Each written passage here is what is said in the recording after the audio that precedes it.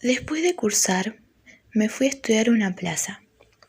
De lejos vi a un chico con una bandera de arco iris colgando de su mochila. Comenzaron a seguirlo y a decirle cosas desagradables y molestarlo.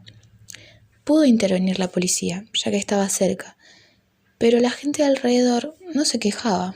¿Por qué? ¿Usted conocía al chico?, le pregunté a una señora. Me dijo, no, pero el señor castiga. ¿El señor castiga por usar un arco iris en la mochila? Me quedé pensando mucho tiempo y en la televisión pasaron un caso parecido. Escuché por primera vez la palabra heteronormativa. ¿Pero qué es? Empecé a investigar y encontré que la heteronormativa es un concepto que sostiene a la heterosexualidad como la norma social para la orientación sexual. Entonces, si no es hombre y mujer, ¿a la sociedad le parece incorrecto?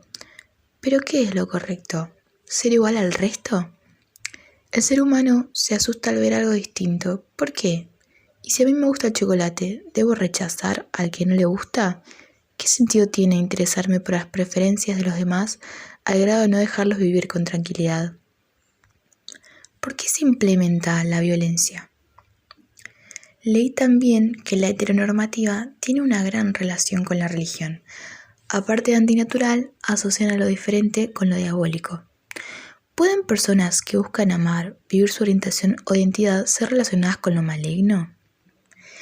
Recuerdo bien que la famosa Biblia menciona que no se debe juzgar y hay que amar al prójimo.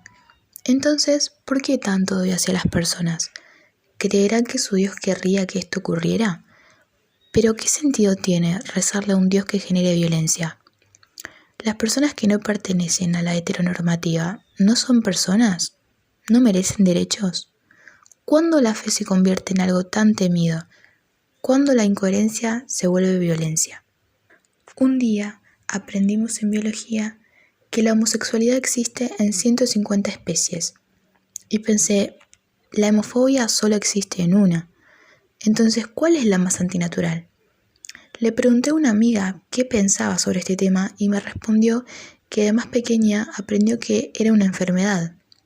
Ambas coincidimos en que esta normativa tan poderosa nos hizo creer una vez que las personas LGBT son algo malo a ambas, y seguro a muchísimas personas más.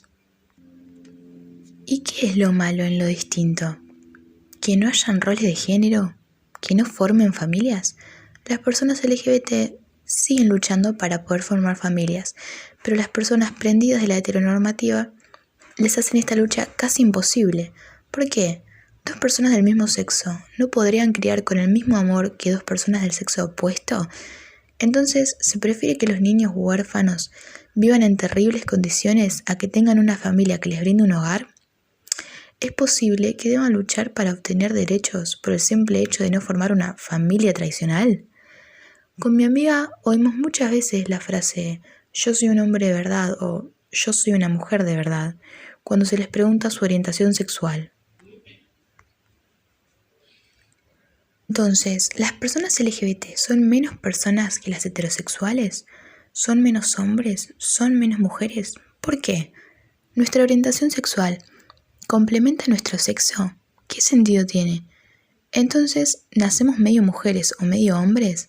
¿El ser heterosexuales nos haría personas completas? Nos hemos interesado mucho en el tema y hemos oído también un programa que mencionó la influencia de la sociedad en nuestras preferencias. Nos hizo pensar mucho, ¿nacemos con preferencias o somos influenciados por la normativa? Ambas recordamos que de pequeñas se nos enseñó qué debemos elegir, cómo vestir, con qué jugar y con qué género íbamos a casarnos. Y si no se nos hubiera influenciado, ¿preferiríamos las mismas cosas? A ambas nos gustó un deporte, el fútbol. Las dos recordamos los supuestos insultos que nos decían por jugarlo. Ambos recuerdos coincidían en lesbiana, marimacho, entre otros. También recordamos a nuestras familias interviniendo para que optemos por otra cosa, como el baile. ¿Pero ser lesbiana es un insulto? ¿Por qué se asocia estrictamente a una mujer con la extrema feminidad y a un hombre con la extrema masculinidad? ¿Por qué nos asombra tanto ver a hombres no siendo masculinos y a mujeres no siendo femeninas? ¿Qué es la masculinidad y la feminidad? ¿realmente se asocian con un deporte?